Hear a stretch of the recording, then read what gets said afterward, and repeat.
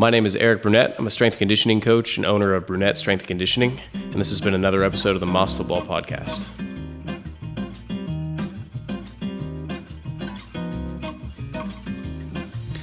Yo, welcome back to the Moss Futbol Podcast, the number one soccer podcast here in Oklahoma City. I am your host, Ricardo Ulloa, and I am here at Legacy Real Estate Group. Shout out to the sponsors. If you're looking to buy, sell, invest in a house, you know what they do. Tia Rossi, my Tia Vero, my uncle Salvador, my cousin Alex, they're great. The time is always now. Hit them up. But I am not here by myself today because I do have a guest. This guy, I guess we might have known each other somewhere from playing soccer. Regardless, he's a strength trainer, and I'm here to learn, ask him some questions, and hopefully pass on some of this information to the listeners. So, what do they say? Without any more time, I guess. My guy here, Eric Burnette. Well, thank you, Ricardo, for having me on the podcast. I really appreciate it. It means a lot, giving me this opportunity to talk about what I really love and what I'm very passionate about. Really looking forward to seeing what kind of banter we can get into with this whole thing. Yeah, it should be fun, man. All absolutely. We need is a couple beers to crack open to really call it a good time. But for the people that don't know you, can you please introduce yourself and tell me a little bit about what you do? Absolutely. My name is Eric Burnette. I'm currently a strength and conditioning coach, so I work privately in the private sector. My business is called Burnette Strength and Conditioning. I work mostly with the demographic of young athletes that range from a multitude of sports. Mm-hmm. I come from a background of soccer, so I played club ball at Cosmos. I played college ball at St. Gregory's before it got shut down. So that was the main thing that I wanted to discuss today, was soccer and strength conditioning and how the two correlate and whatnot. But currently, I mean, that's basically my whole life is just in the weight room at the moment. Nice, so, and it's super rewarding. Love the job. There's no other room that you'd want to be locked up in besides the weight room. That's a room that I'm trying to visit a little bit more myself, to be honest with you. So I heard, shout out to Garrett. Oh, yes, Garrett definitely, shot us man. the message. He's the man. He said, hey, strength training, I think he'd be great. And I think this is great because I don't think very many people know the importance of strength training for not only soccer, but in any daily activity that you do. Why is strength training important? Oh man, you're gonna make me sound like a cultist here because I'm gonna go off on a rant. There's just an overwhelming amount of scientific evidence to show how great strength training is for the human body as a whole. It has positive impacts on depression. It has mood and energy boosting properties. It actually will help you with your memory. We were talking about that earlier. It helps a ton with your memory. I could go on for days about the importance of it. It's actually anti-aging. So a lot of people will spend a lot of money trying to look younger and feel younger, but the secret is literally just moving your body in that plane. Getting some resistance. Absolutely. So, I could go into a much more scientific dive into it, but essentially weightlifting, if you have any sort of physical ailment or any issue, weightlifting has some positive benefits towards it. So, at least from the research that I've seen. Mm-hmm. And that's just from a health perspective. From an athletic perspective, I mean, nowadays you look at major universities and they're paying, I know, for example, OU's football strength and conditioning coach is making anywhere between $500,000 to $750,000 a year because it's just such an important piece of the athletic puzzle. I mean, you want people to be faster, you want people to be more durable, you want people to last longer. All of that stuff's important, and it's something that's incredibly overlooked in youth athletics.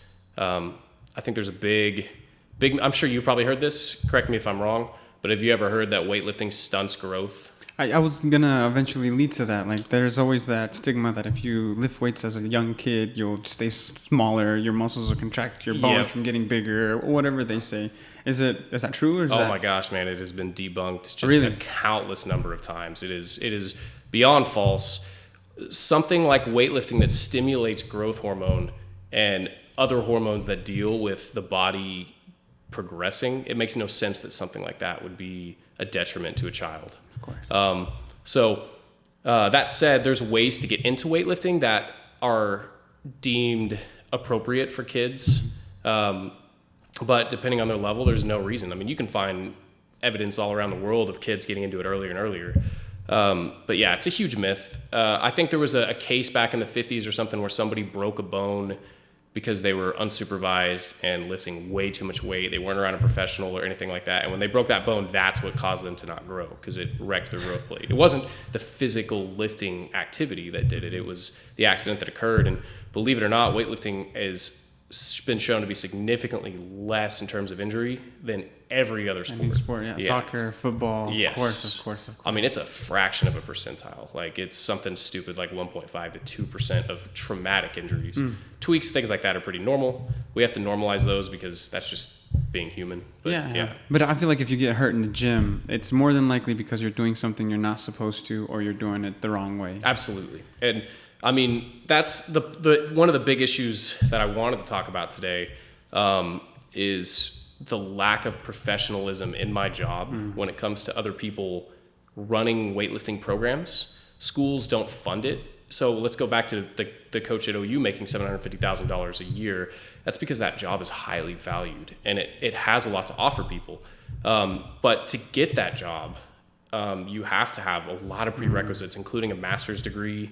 Connections. Yes. And I mean, connections are great, but I mean, you have certain certifications, you have time spent in the field, you have personal experience. It's not something that you can just pick up, but there's a lot of local high schools and other places that their strength conditioning is run by the soccer coach or somebody that volunteer. Yes, exactly. Just giving their time. It's something that people don't want to pay for.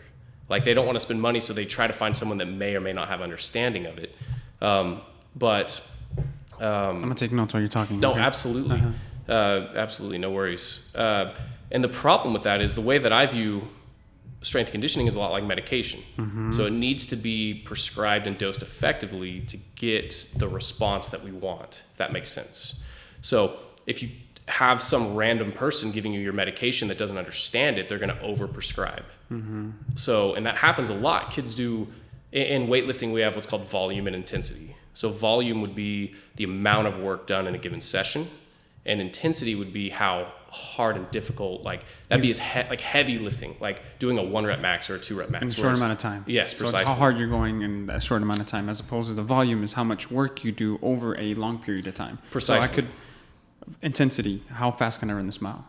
Volume, I'm going to run for an hour and see how much distance I can cover without really worrying about my pace. Basically. Right? So think of it like this. If I do one set of 10 reps on a back squat at 100 pounds, that is 1,000 pounds of volume, because 100 times 10 is 1,000. If I do one rep at 400 pounds, that's 400 pounds of volume. So the volume is less. So it's important. Intensity is higher. Exactly. It's important to understand the difference between those two. And I guarantee you, if I talk to the majority of coaches that do this stuff, they wouldn't be able to tell me. And the reason it's important is because volume fatigues the central nervous system. And the nervous system is what's responsible for you, being able to recover and being able to function well. If the nervous system is over fatigued, you get sick. You deal with ailments, things like that, because the body can't heal itself. So it's important to understand volume and intensity. That way we can program around season, in season, off season, preseason. Does that make sense? It does make sense. So like off season work, we could do a ton of volume. We could get a lot of repetition. That way we can make the muscles denser.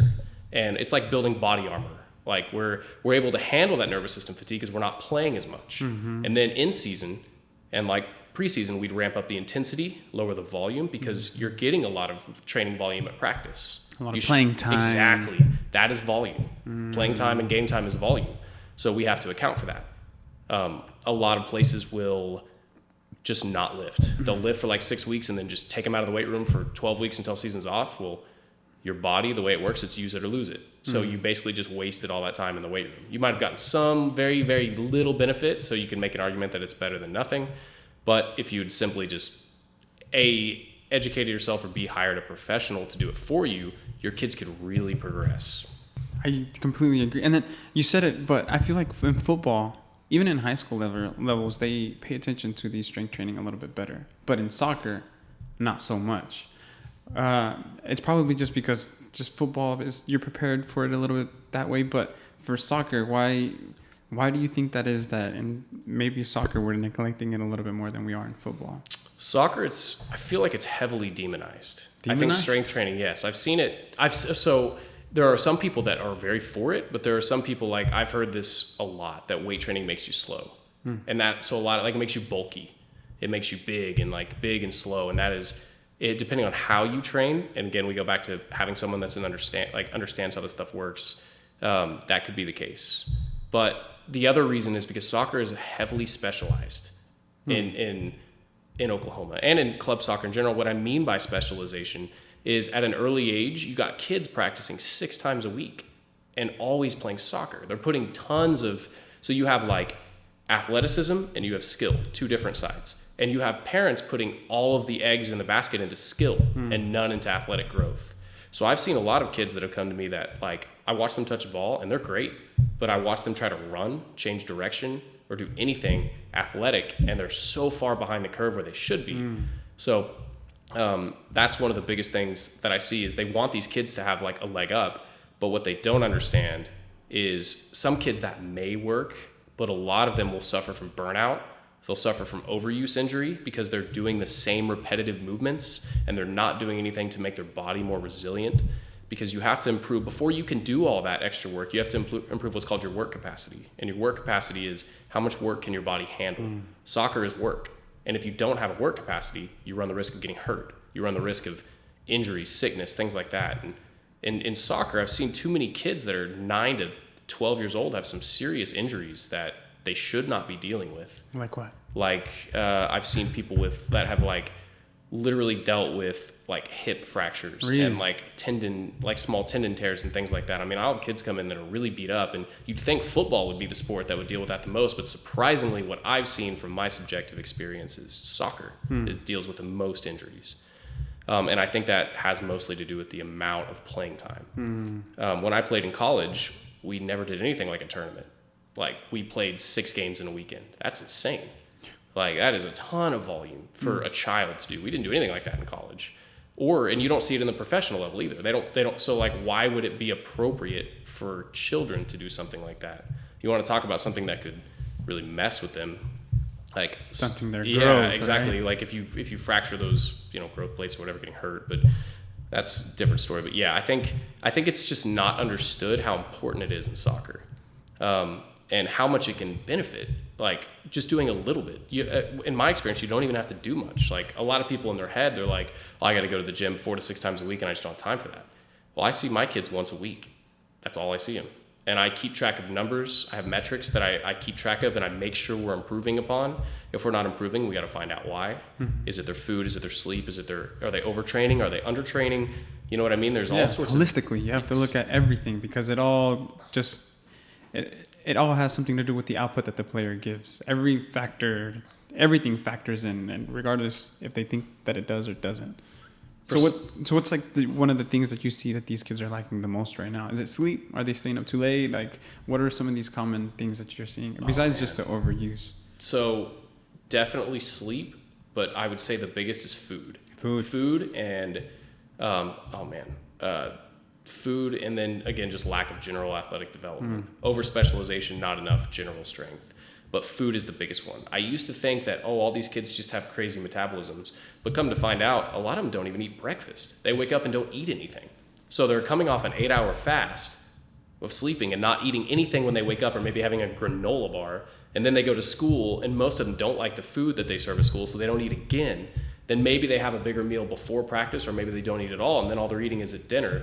Their parents see them eat at dinner and they're scarfing food down. They're like, oh my God, my kid just eats so much food. It's so crazy. But he's really getting like 1,400 or 1,500 calories in a day.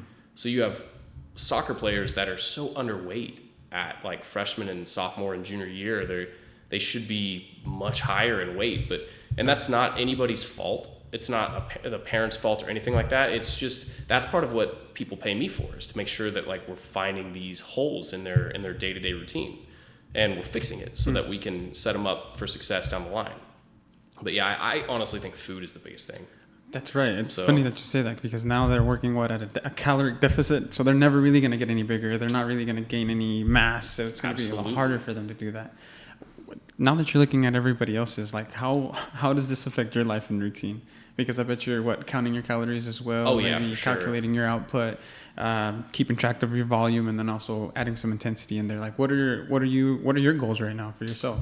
So when I finished soccer, when I was done, I played my last season in 2015, 2014. Sorry. When did it close? 2017. 2017. So you just got lucky. Because I was in grad school at the time. I think I failed to mention this when I was introducing myself, but I have my master's degree in exercise science and a bachelor's degree in exercise science and a couple of certifications. So that's my fault.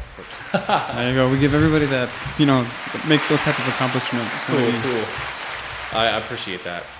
But yeah, so in my own goals, I don't really know right now. I really am enjoying just getting stronger, just seeing how much I can lift physically. Because now that I understand how this stuff works, I used to lift weights because I was just in love with it, but I didn't know what I was doing. So I would deal with tweaks all the time. I'd get hurt all the time.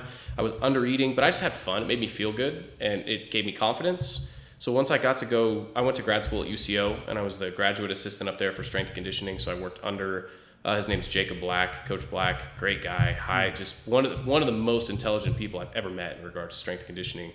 I owe him a lot, but I worked under him, and he kind of taught me, the ways of the weight room, and it just changed everything, man. I mean, the stuff that I'm physically capable of now, I mean, I'm still in the wide array of things, not all that strong and not all that athletic, but compared to how I was when I played college ball, I mean, I'm way different. My numbers, one of the metrics I keep are the vertical jump and the deadlift. Those are the two metrics I like to use the most. And in college, my vertical jump was like a 23, and as a 32, soon to be 33-year-old man, I can jump like a 34, almost a 35 now. My deadlift was like 380, now it's 585, and like I have no injuries or anything. And this is as an older guy. But as far as goals, I don't know. I just want to get stronger. I want to see what I can get my numbers to. I wanted to do MMA when I quit soccer, and when I did my first couple practices, I realized like how much time I was going to have to dedicate to the sport because I knew no martial arts. Really? So I wanted really badly to do that, but it came to a quick realization that I was like, if I'm going to run a business and try to learn jiu-jitsu, kickboxing, boxing, all this stuff so I can like be good, there's just no shot. So I moved to just strictly boxing, and I made it kind of a hobby to replace soccer with.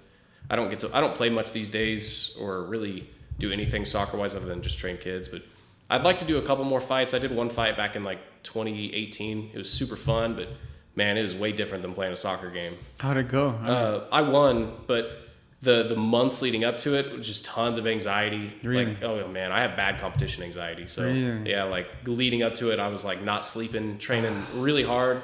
I was really happy with how I did, but playing a soccer game and then like fighting, I fought in front of I think like 320 people and outside in the middle of Bartlesville, Oklahoma, in a ring. It was super weird. What made you the most nervous about it? Was it the fact that you were fighting in front of 300 people, or the fact that you were gonna face somebody that's gonna legit just try to kick your ass? It's funny. I don't know. I think it was a combination of all of it. I've always been really hard on myself athletically. Like I'm sure that if you talk to any of my old coaches, like I've always been really hard on myself when I make mistakes. So I want to do really well. I think maybe that was the biggest thing is like I wanted to go out there and look like I knew how to box. You were doing. Yeah. And like, so feeling like I maybe would mess up, I was pretty confident I was going to win. Just because most like early on in fighting, like there's not a lot of people that have my athletic background. So I was pretty confident in myself in that regard, but yeah, I mean, it's different, man. People are screaming at you to like kill them and to knock them out. It's just weird, dude. It's a totally different It's a different vibe. switch that you just have to turn on, because the moment that bell rings, you turn into a civilian, to a person that's almost fighting for your life. Basically, and it's funny how you said that before you didn't meet many people with your type of athleticism. I take that as a funny way of you saying you haven't found very many people that's been able to kick your ass. Oh, no, I found plenty, trust me. Oh, really? Let me give you an example. So I currently train, and he's 19. I've trained him since he was 16. His name's Alfredo. He's been boxing since he was 6. This guy's like 5'8", and he's been boxing since he was 6 years old, so he's been boxing about as long as I played soccer. And I met him when he was 16, and I'll never forget the first day his dad brought him to me for strength conditioning, but he also wanted me to work some boxing with him. Him and I went out to spar, and this kid just beat the brakes off me. I couldn't believe it. I was like, but it was cool. It was cool to see that. Like, it was very humbling, and that's what I like about fighting is like it knocks you down a peg in a good way. You know, it brings you down to earth. And training with him, like I've trained with him now for 3 years, and I've gotten to a point where I feel like I'm pretty dang good. Like I'm not a professional, but because of working with this kid who is highly skilled, it's helped me, and it's been cool to have that experience. But no, I've had my butt kicked so many times, dude. Like it's just part of it. Like the people that I trained with at the gym that I was at were very good. And then I've trained with a lot of people that are very talented. I try to find people that are better than me so that I can get better. It's not fun to... You can't be the best one in the room. No, absolutely not, man. You get better if you train with better people. So finding people that can beat me up makes me better. And contrary to what a lot of people think, people take care of you in fight sports. Like, find a good gym, please. Absolutely. Find a good gym. Absolutely. But they take care of you. But no, I mean, I would like to do a couple more fights if I can, but it's hard. I mean, sure, it's really hard running a business and like also being able to train, and then especially if this is something that you're wanting to take serious. That you're just not going to go out. You don't seem like the person that's just going to go out there and half-ass it. No. A lot of people do that. They'll just take fights on moments. I'm not that person. I want to be prepared because, I mean, you can get hurt. You can get really hurt if... You can die. I mean, in the worst case, I mean, you can die doing many things, but, I mean, not very many sports you go out with the goal of just punching somebody. Yes. You know what I mean? So, I mean, I think what I would like to do is continue, as far as goals, to go back to your original question, I want to continue to grow my business. I really want to try to make a change in Oklahoma soccer in terms of how we view strength and conditioning, because I genuinely, as someone who came from a soccer background, I believe that the next step towards making Oklahoma a better soccer state is by including good strength and conditioning and educating people on that and how they can do it in a soccer setting, how sport coaches can do it at practice in a short amount of time. I would like to change soccer in that regard here. And then I'd like to maybe get involved in the boxing scene a little more, to maybe be a boxing coach or something. I've kind of fallen in love with that sport, but those are like my current goals more than anything. But yeah, so that's where I'm at right now. Just kind of riding the wave. Nice, dude. Well, it sounds like a fun wave. I'm enjoying hearing about it. And if you do end up fighting, let me know. Yeah, I definitely I'd love to go out there and support and watch, because to touch back on the fighting topic about it, a lot of people consider it an art. And you're talking about how you jumped in a ring with the 15-year-old who was probably, you had him by maybe, 60 pounds? Oh, no. The guy that I fought was my age. No, I mean the little... Oh, the little guy, yes. Yeah. Oh, yeah, I had him by a lot of weight. And so being able to see, boxing is an art within itself. Jiu-jitsu is another art within itself. That once you're in the zone, like, sure, your goal is to, just take them out, but stances, feints, all that stuff. Give me how is it? I'm still so curious about how those first 10 seconds are, as well as the building up of it. Because what, did you have a camp? Did you? Oh yeah, we had. I mean, I trained at a gym, so we all fought. We fought a gym from Kansas. Oh, so it's like a gym. So it was a gym versus a gym type of fight awesome. in a small organization. It was sanctioned. It was a sanctioned fight. But the fighting world is just very different than soccer. It's immensely different. Now, fighting, I actually think it's pretty similar to soccer. Because you want to make your opponent do what you want them to do. So like you said, yes, it's playing feints. Defense. Like when you're playing defense against forward and you want to give them the wing or cut off the middle, cut off a pass. Absolutely. And if you can get them to make them do what you want them to do, then you have all the power. As far as the first, sparring with Alfredo, the younger kid, he was, like you said, he's lighter than me. So I wasn't trying to knock his block off. I was trying to outscore him. I was trying to score points. So I'm gonna take care of the people that I'm not trying to hurt them. You know what I mean? I know that sounds weird. No, it makes but that's total just sense. that's just how I train. I want to score points. I'm an amateur boxer. I'm not a professional. So my job, I'm trying to score. So but he outscored me like crazy. It was wild. In the fight, the first 30 seconds, man, it's hard to even remember. What's your game plan? Yeah, is your goal to take him to the floor? I just went out there. With him? I just went out there and think I'm a very defensive-minded fighter. I don't like to get hit. Because I understand the implications of it. So the first 30 seconds, normally from what I've seen, people go out and just wail on each other. Oh, really? Yeah, I was going to say, some people, I guess the professionals kind of test the waters. But I only have 3 2-minute rounds. 3 2-minute rounds, which sounds like nothing. Dude, it is. Compared to what I was sparring 5-minute rounds to get ready for this fight. And I'll never forget how quickly that round ended. And I didn't really do anything in the first round. I was just defending, and this dude was wailing, just trying to knock my block off. And he eventually tired out, which is what my game plan was. I figured I was fitter than him. Coming from a soccer background, I will say the most benefit is I have way better cardio than a lot of people for a big guy. A lot of guys my size, I have way better cardio than my legs last way longer than. Now my hand-eye coordination was really rough. That took some time, but he gassed out, and I just kind of beat him up for the rest of the rounds. Kicks, punches? No, it's just boxing. Just boxing. That's all. It's just boxing. So, but yeah, it was a really cool experience, and I gained a lot from it. that was always my goal, was to get in the ring or the cage and do something at least one time. But I'd like to do it a little bit more before I get too old. But it just depends on if life will allow me to or not. It's funny how you say that your hands just weren't there yet, but if you wanted to kick them, I'm pretty sure you could have gotten them with the outside of the foot, back heel. I did kickboxing for a while, and I still do it from time to time, and I always feel good throwing kicks. Like, always feel confident, but it's an art itself too. Like, I've put a lot more time into boxing, so I've actually gotten to a point with my hands that I feel really sharp and really good with them. But my kicks, not so much, because I just don't practice. Yeah. Like, my goal with boxing too, the reason I picked it over kickboxing and everything, jiu-jitsu and stuff, was because I felt like it was the least likely that I was going to get hurt in. I had a lot of knee tweaks in kickboxing when I did it, and a lot of like shoulder tweaks in jiu-jitsu and stuff, so I wasn't able to lift. And granted, I've had injuries from boxing too, but like, I felt like in my subjective experience that boxing was the least likely to get me hurt, so I'd be able to lift and progress there at the same time. So that's why I picked that sport too, but yeah, man, it's a fun thing. It's a hobby I plan to continue. I don't know how serious I'll take it. I have a handful of young boxers that are like between the ages of 14 and 19 right now that I work with, and I usually just let them try to beat me up and work on their technique. And try to get them better. Like, I had a kid fight this past weekend that won, did a really good job. Nice. So I'd like to be a boxing coach at some point, I think, for fun. But I also have an itch to get back into soccer too, so it's hard. Like, it's hard to pick which one. Exactly. Mm-hmm. Like, I miss soccer like crazy. Well, that's the beauty of being a strength coach, is that it can be applied in many different sports and ways. So you're explaining to me how you've been doing it for boxing, but am I wrong? Are you somewhat doing this for rowing as well? Oh, yes. So I have a lot of different sports, but I work for the boathouse downtown. They hired me to train they have like a high performance rowing team is what they call it. And they're a group of like 8 to 9 kids that all have Olympic aspirations and are all very close. So I work with them 3 times a week and do their strength and conditioning. They're all just phenomenal athletes, phenomenal people. I've been with them for about a year now. They're actually headed off to competition, I think, today, as a matter of fact. So some of them will stay back with me and lift. But, I mean, they were recently in Italy. They go all over the place to perform. Rowing is a sport that's totally different breed. Different?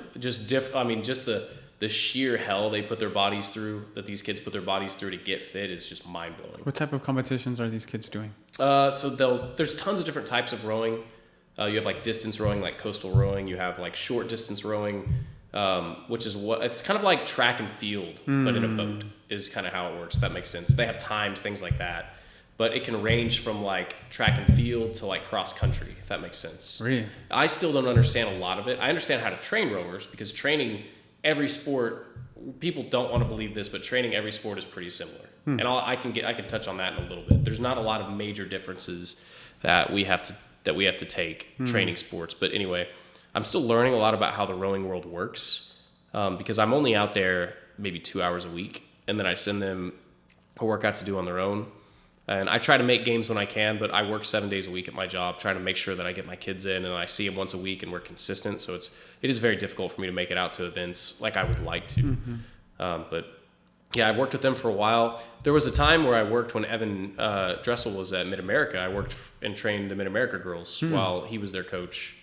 And a couple local high schools I worked with, like Westmore, Carl Albert. I'm trying to think if I'm missing anybody. You did some work at USAO as well? No, I've never done anything at USAO. No, USAO. I meant to say UCO. UCO, yeah, but I was the graduate assistant there, so like that, I did work there. During my time at UCO, I got 2 pretty cool internships that really taught me a lot. I got to intern at Iowa State. I worked with their football program. That was invaluable experience. I saw that on your LinkedIn. Yeah, I learned a whole lot from them. A D1 program that takes strength and conditioning as serious as they could. Oh yeah, absolutely. How was that? Like coming into seeing them that take it to the max, and then you're going out to these soccer places and everywhere else where it's just not even focused on at all. Must drive you nuts. Oh, dude. It definitely does, but the big difference, I mean, it was a culture shock. I've never been a huge football fan. I've never cared that much about football. But, like, the culture at Iowa State was wild. Like, and I mean, it's not, and I think it's football in general. It's not just Iowa State, but I would say it's a culture that isn't super politically correct. It's very, but I mean, it's all with the best intentions. It's very militant. I'm trying to think of the the best way I could describe this without sounding like I disliked it, because it was invaluable. I learned a tremendous amount, and it was really cool. But yeah, going from a place like that heavily values strength training, like they did it 4 times a week. But watching how the athletes, the yes sir, no sir type of thing, I never saw that in soccer. It was always like well organized and whatnot, but like, I mean, you got to be thick skinned to play football at the Division I level. And when I came into Iowa State, they were off of like last season they had lost like almost every game. So they were in the weight room wearing shirts that said like 1 and like 12 or 1 and 24 or something like that, because that was their driving force.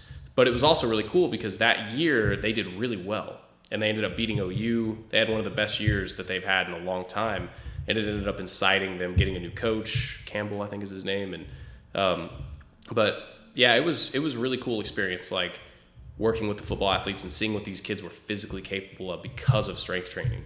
I mean, one of my main metrics I use is the vertical jump, and I use a mat to measure the height. And I told you that, like, I jump currently like a 34. Man, I watched kids in that program jump 40s and above, and I mean, they were floating. They looked like they were transcending. It was wild, man. Weighing what, 210, 210, 180. I mean, there were people in there that weighed like 175, benching 315 for reps. We talk about the importance of strength and body weight. To kind of dive into a soccer perspective, to give you, like, because I know this is mostly soccer. Let's say we have 2 kids. We have 2 kids that both weigh 140 pounds, and you got a kid that can squat 200 pounds, and you got a kid that can squat 400 pounds. Who do you think is going to run faster? 400 pounds. Yeah, absolutely. He's been exposed to higher levels of forces, of force production. So we can break this down into physics. Sorry, I'm going off on a tangent here. So No, continue, because I wholeheartedly believe in all of this, and I had somebody else who has an Olympic lifting, a barbell club on the north side, and he was touching on all that and the fast twitch muscles and all that. Yeah. And I find that all interesting. So please unpack it. So I'll hopefully give you a different perspective on it. Let's talk about physics. So physics is the basis of human movement. If we look at force is every step you take on a soccer field, every direction you go, when you jump, when you sprint, you're producing force. If you produce low levels of force, you're going to run slow. If you produce high levels of force, you're going to run fast. Some kids naturally produce higher levels of force than other kids. Let's break down force in a physics equation. Mass times acceleration. So your body weight times the amount of weight that you're moving. So like by squatting 400 pounds, we're producing large amounts of force. If we expose the athlete to higher levels of force, it's very, very unlikely that a soccer player in a field is going to produce the same amount of force that they do on a 400-pound squat, but their base level of force will improve. So if we look at velocity as a physics equation, it's work divided by time. Work being force, time being how quickly can you generate it. So the way that we would want to train, and the way that like Iowa State trained, and like I also spent some time at OU with their Olympic department, is we trained through a continuum called the force velocity curve. So it's the inverse relationship between force production and velocity. If we have to work, when we strength train on one side of the curve, force, that'd be heavy lifting. The other side is velocity, it'd be like jumping, sprinting, quick explosive movements like your Olympic training. If we train the entirety of that curve, we're going to improve athletic potential. So that reason that 400-pound squatter is probably going to run quicker is because it's been exposed to higher levels of force. So his baseline force production is going to go up. And in the kids that I've trained, just by having them one time a week and getting their squat up 50 or 60 pounds, I have kids that have shaved half a second off their 40-yard dash. Yeah. And like that's with no sprinting. That's with no anything other than just getting their squat up. That's how untrained these kids are. Now, at some point, we got to focus on other things like plyometric action, which plyometrics would be like continuous jumps to train the tendons and ligaments to absorb and produce more force. There's other things that would come into it, but early in a kid's development, just getting them stronger makes them so much more athletic right out of the gate if we just focus on general strength. So, but again, it's all physics. The more force we can develop in a shorter amount of time, the faster we're going to run. So we have to train to do that. That's not something that can just happen. And oftentimes, coaches will throw out the speed ladder, for example. And when I tell you the speed ladder is not going to make you faster, it is just not. You don't produce any force on that.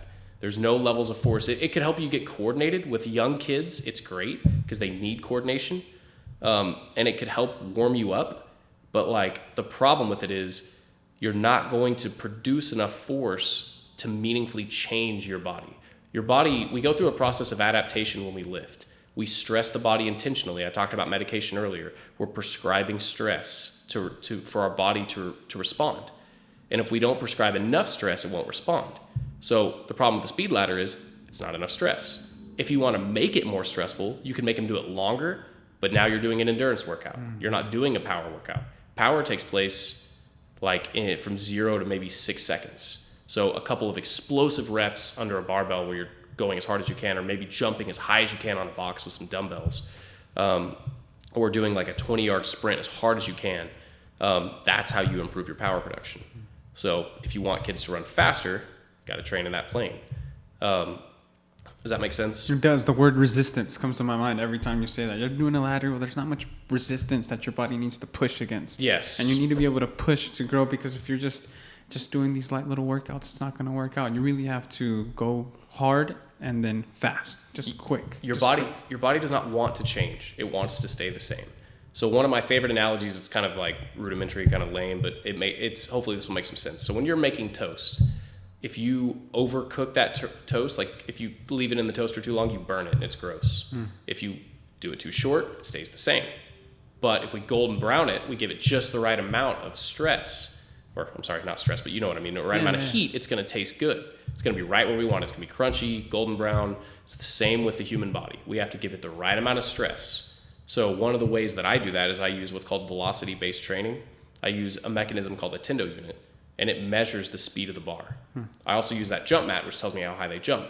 So a good way that I quote unquote golden brown the kids' muscles when they're there is when that velocity starts dropping off real hard. That tells me that they're tired. Yes, and I don't need to necessarily go anymore. If their vertical jump starts dropping off really hard, then I don't need to go anymore. We've done it. We've stressed the body enough to induce change. It can also tell me if they come in and they do like a vertical jump and they're really low compared to normal, that can give me feedback. How have you ate today? Did you practice yesterday? Did you get enough sleep last night? That can completely influence how hard I push them in their workout. You don't want to hurt them. You don't want to overtrain. You don't want to burn the toast. Absolutely. And it can give me a chance to educate them on how to handle and treat their body in those times. A lot of times you just go to the gym and there's this mentality of hard work, hard work, hard work. I love that. I really do. But we live in a day and age now where we have a ton of technology and a ton of understanding. And hard work is very important. And I still am all for it, but smart work is always going to be hard work any day of the week. I don't care who you are. If you go overseas and look at Premier League teams at practice, they're wearing GPS units so that they can track their heart rate, how much mileage they've done. They'll straight up pull people out of practice if they've hit their marks. Imagine like a youth team and you got a kid that maybe hits his marks. Imagine a young coach being, okay, you can go sit out. Like, that seems wrong, doesn't it? I mean, it would, unless they were telling us it's to keep this toast golden. Absolutely, but people don't understand. Yeah, like, they don't understand. It seems lazy, is what I'm saying. Like, to a lot of people, that would sound lazy, but in reality, like we said, we're keeping the toast golden brown. We're golden brown. We're giving them the dose they need. Let me write this down because that's going to be the title of the podcast. Keeping the toast. What is it? Keeping the toast what? Golden brown. Keeping the toast golden brown. But that's so true. You see burnt toast all over the place, don't you? Oh my God, dude. Overtraining is so, especially in a sport that's specialized like soccer. But honestly, one of the best ways to keep it golden brown is to eat more food. That's one of the simplest fixes I have is I usually have my kids come in, they fill out a food log, and within the first week, I'm like, dude, you guys aren't eating anything. So I have a shake recipe that I send in that's like 1,000 calories of very nutritionally dense foods. They start drinking that, all their numbers start skyrocketing, their body weight starts skyrocketing. Which is what we want. We don't want them to be weighing very little as a high school player. You know, I mean, I remember being in the college world and some of our players we'd get in would be skilled technically, but they'd be very small and they wouldn't be able to help us because they would get bodied. And there'd be guys as way bigger than them that were as fast as them. So like, what use are you? You know what I mean? Mm-hmm. So bigger is not slower. I mean, look at these linemen in the combines that are running 4.7s. Those are big boys, dude, and they're booking it. And it's because they're super strong. It's because they are physically strong. They practice their sport. They lift heavy. They lift light. They lift fast. They sprint, and then they recover. Simple as that. I think one of the most interesting things that you said was how you, through the vertical jump, are able to gauge where these kids are and be able to adjust the practices with a simple vertical jump. I think that's also another side of all of this that we overlook, and I personally do myself, is the recovery. Yes. And the workload. It's easy for me to just, when I was running, just to be able to say, I'm going to go run 30 minutes every day and just stay consistent. Whether if I'm feeling tired that day, it's just going to be a slower run. If I'm feeling good, I might pick up the tempo, but 80% of the run should be easy. Do I stretch? No. Does that cost me? 1,000% it does. Can you touch a little bit on the recovery and how we're just probably not doing a good job of it? So let's think about this. A lot of times people think they get better when they're going to the gym. Like when you go to the gym, I'm improving. No. You're actually tearing your body up. You're not getting better. You're tearing it down. You only get better if you can heal from it. If your body can heal and adapt. That's the process of adaptation. If it can't heal and adapt, you're getting worse. So like, it's funny that people, like, so many kids will go to the gym 6 times a week, but they won't eat the right amount of food to recover from it. So they won't go anywhere. And I say this as someone who did that. I lived that life. Like, I went to the gym 6 times a week, wasn't getting stronger, was getting hurt all the time. And I was just like, oh, my genetics are bad. Or like, I must need a new program, blah, blah, blah. But I'm like staying out till 3 a.m. I might be drinking alcohol on the weekends or something like that. I'm like eating like crap, eating McDonald's, not eating breakfast. Like, I'm overtraining. Like, you only can do what you can recover from. So you can adjust workouts based on your lifestyle too, like we talked about earlier. But yeah, recovery, that's the most important part. And it's hard to recover from work. You can't really work out 7 days a week and recover unless you're an elite level athlete. And even then it's pushing it. In soccer, a lot of kids will practice 7 days a week. I've had kids that come to me and they're like, they go to training in their club 2 times a week. They go to private sessions 2 times a week. Then they come to me and then they go play tournament games on the weekend. And I'm like, when are you recovering? I've had to literally tell people that they cannot come lift with me that day because of their schedule.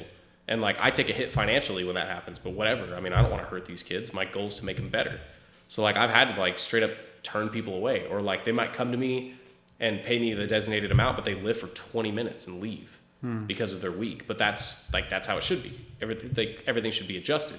Again, we go back to the Premier League teams using GPS units so that they can adjust. So we make sure these players are getting the most out of it. We're golden brown in that bad boy. They're getting to, they're recovering and they're performing well. And like, once, I think it would benefit greatly for sport coaches to really understand the human body. We'll go back to the vertical jump and how I can tell. So the vertical jump is a mostly nervous system based movement. And what I mean by that is like, your body has 2 different systems. It has the musculoskeletal system, which has the muscles and the skeleton, big shocker. Then it has the nervous system. So the muscle tissue and the nervous system, they're different. The nervous system sends signals to the muscles. So whereas a lot of high school coaches that I've come across that do programming for their kids will just program tons of volume, that actually makes the tissue denser and bigger, which is good for injury prevention. But if you're not training the nervous system on top of it, you're just making the body heavier and harder to move correctly. The nerve, like, that's like the equivalent of having this beautiful looking sports car that looks like it could go like, that could haul, but maybe has a V4. You know what I mean? Because the signal's not, the nervous system isn't getting worked up. You're in a Ferrari that's with the Honda engine. You know, it's absolutely, it's not working out. That's why you got guys in the sport of powerlifting that can outlift bodybuilders. These bodybuilders that are like 260, 10% body fat, just these gargantuan human beings, still impressive physical specimens in the gym. But you got guys like, there's a guy I follow on Instagram. I love him, man. He posts all sorts of great content. He calls himself Deadlift Panda. Dude weighs 190 pounds, deadlifts like 850 pounds. What? It's just mind-blowing to see. But because of the type of training he does, it's mostly nervous system based. Now, just because he can deadlift 850 pounds doesn't necessarily mean he's going to be some phenomenal athlete, because we talked about that force velocity curve. He's spending all of his time on the force end and none on the velocity. So he might have a decent athletic base, but because he's not working down here, it's not going to make him a great athlete per se. So it's not just about how much you can lift. That's just one factor. Does that make sense? Yeah, it does. But yeah, it's like, a lot of times people are so focused on volume and they don't understand the adaptations that take place with volume. So they don't even really know what they're doing. Does that make sense? And it would be cool to have, like, it'd be cool to get find some way to get coaches educated so that they understood what they were doing. And this isn't me hating on people or anything. It's just a flaw in the system that could be a game changer. As a former soccer player, I've seen how much this affects people, and my business only exists because it works. And I want to get that information out. And I mean, this isn't my information. I'm wearing this Westside Barbell hoodie because this is where I got most of this information from initially. It's a small gym in Columbus, Ohio, that's dedicated towards powerlifting. But the founder, Louis Simmons, man, is just, he changed weightlifting in the States. So I'm going to go off on another tangent to give you an idea. Back in like the 80s, I believe it was like the late 70s, 80s, America, we couldn't win any gold medals in any like big time sports like that required explosive power. We did a lot of bodybuilding style training back in the 70s and 80s because that was what made sense to us. Well, in the Soviets, they hired scientists to come up with programming and to study the human body to create programs. So there was a scientist, for example, named Yuri Verkhoshansky, who coined the shock method. The shock method is plyometric training. I talked about that earlier. Continuous jumping, bounding, things like that. Nervous system. Yes, exactly. Nervous system. And there's muscles in there too, but mostly it's a lot of nervous system based, a lot of tendon adaptation. But he coined that method. And of course, there were steroids involved too. I mean, it's the Olympics and whatnot, but like they would bring those methods to the table, and Russia would win everything. And Louis, this guy from Westside Barbell, was the first person that was smart enough to be like, I'm gonna do what they're doing. Like, why this stuff here is not working? I'm gonna take their stuff and use it. And when he used it, this man started breaking his gym started breaking world record after world record after world record, and it just changed the game. Now, for powerlifting, in my personal opinion, Westside's methodology is not the best, but he inadvertently created a system that is the best for sport performance. That's just my opinion. Some people would disagree with me, but that's how I view it. So I hear you. He saw the better toast and started making better toast here. But it's interesting how you said that you don't think his toast is the best. Not for the sport of powerlifting, but for powerlifting. Yeah, powerlifting and strength conditioning are very different. I talked about that guy that could deadlift 500 or 800. He spends too much time on the force end of the curve. That's powerlifting. It's all force based. It's all maximal force.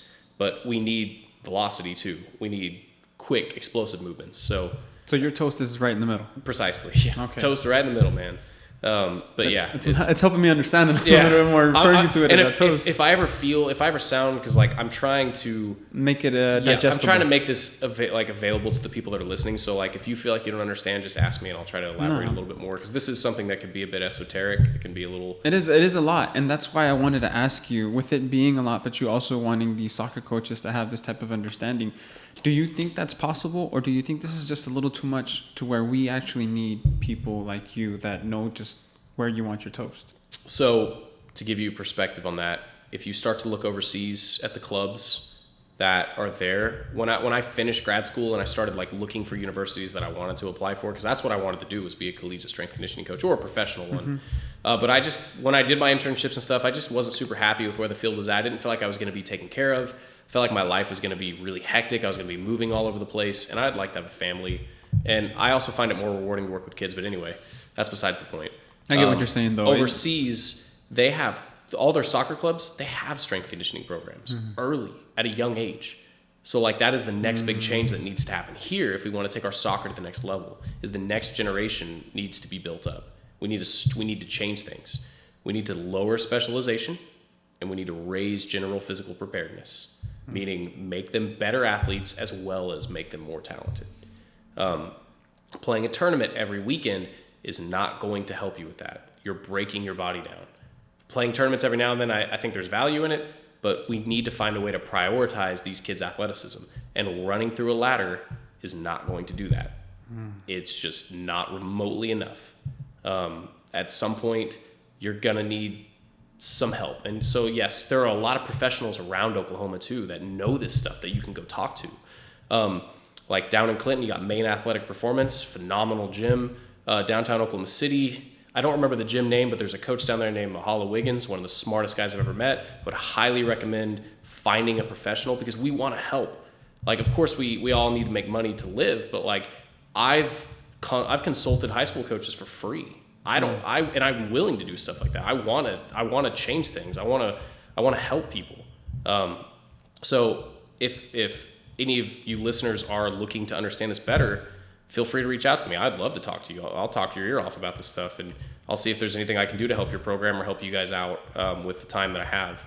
But yeah, I genuinely, wholeheartedly believe that this is the next step towards making soccer a better sport, like improving the quality of our soccer. There's too many soccer players that go play D1, they go into the weight room and they've never lifted before. And like, so they got to be babied.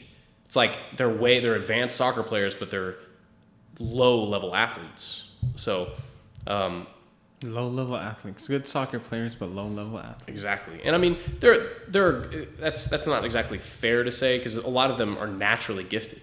So like something that's really fascinating that I found, I get a lot of kids that come in together in pairs and they'll be soccer players and one kid may be way faster than the other kid. And as soon as we lift, they can automatically lift way more weight right out of the gate. And so there's a correlation between that, if that makes sense. They can produce high levels of force, so they're obviously able to lift more weight. That'd be like getting Zion, like first gym practice, and he's just blowing out of his shoes. Yeah, exactly. Gifted kids. How many kids did you know when you were a kid too that maybe were way ahead of the curve, and then as everybody got older, people caught up to them? Yeah. So they were already naturally fast, but they did nothing to improve that level of speed. So people grew and caught up to them. But then you've also probably met kids that just weren't athletically gifted that this is the piece of the puzzle that they were missing. So like we keep the really athletic kids progressing and we keep the kids that maybe aren't as gifted, but we can make them gifted.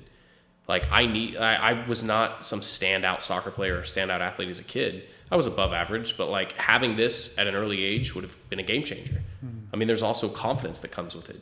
Kids, like when they get to lift heavy weight, they feel good about themselves. They feel strong. They feel empowered. And from a psychological standpoint, you get kids that become more confident. They get more confident on the field. Which changes the game. Because confidence in the sport is just a game changer. So holistically, like this, I see why you would say that this is the game-changing piece of the puzzle. And shout out to Garrett and everyone at Rise. So from what he was saying, they pass on kids to you to help them improve. Am I getting this correct? Yes. And when you get kids like those, what's the first way you prepare your toast? Like when you get this like random piece of bread, like how do you? I guess you gauge it, right? Yes. Vertical jump and deadlift. I actually use squat. I use the deadlift with me, but I use squats. It's squats. I like barbell squats and. And am I correct when you say you do the vertical jump for those reasons of how it involves the nervous system as well as the strength, but is the deadlift or the squat the opposite side of the scale that you're trying to test? Exactly, man. So so there's multiple, like I had a kid come last night and I'll tell you exactly how I prepared him. He was a football player, but it was his first day. So I normally have people come in and I have a laser timed sprinter and I'll time like a hill sprint and a 40-yard dash and I'll watch their sprinting technique. I can learn a lot from someone's sprinting technique. Like if you watch their feet hit the ground and their feet spend a long time on the ground, that can tell me that their tendons and ligaments aren't good at absorbing force and reproducing it. They should be sprinting. They should be like attacking the ground and just popping. Exactly. Popping. So that gives quick bursts off the ground. Exactly. And there may be kids that can do that, but just can't produce enough force into the ground to run fast. Does that make sense? So I can learn a lot by watching them sprint. Once we're done with the sprints and I get their laser times, I'll move into the vertical jump. And we talked about that force velocity curve. So force on one end, velocity on the other. The vertical jump is velocity based, but it's more towards the center of the curve on the velocity end. I'll have them jump and I'll get their average highest vert, and then I'll hand them like dumbbells and they'll jump with dumbbells because by giving them weight, I'm shifting the curve more towards the force end. So there's like 6 points on the force velocity curve. There's like maximal force, strength, speed, power, speed, strength, velocity. And I want to hit all those points. So by giving them certain weights, I'm going to give you a curve. Exactly. I can train the entirety of the curve. So I'll give them 2 different sets of dumbbells and record their weight. And then we'll move to the squat. I use a box squat. It's just really easy to teach. And it is, you have them sit on the box and stand up. And the reason I like it is because it creates a more explosive environment. On the way down on a normal squat, your muscles lengthen like rubber bands. So there's like a natural spring. It's called the stretch shortening cycle that springs you upward.